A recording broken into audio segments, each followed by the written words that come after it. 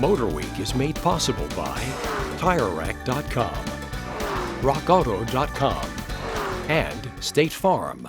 We're now up to 4,600 miles in our 2019 Honda Insight. The two-motor hybrid system with 1.5-liter i4 is impressive technology with seamless transitions and a good amount of torque pulling away from a stop. But this isn't just about efficiency. There are actually 4 drive modes, including Sport. It draws more from the battery, but there is a difference in pickup. The cabin is roomy with an upscale dash and comfortable seats. The side view camera technology is helpful, showing what's passing by when the right turn signal is on.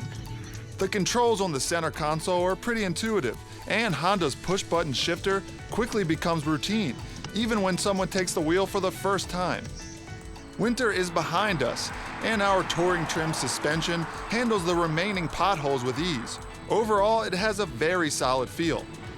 This time around, we got 51 miles per gallon on regular. That's higher than our last update and right in line with the government's city number.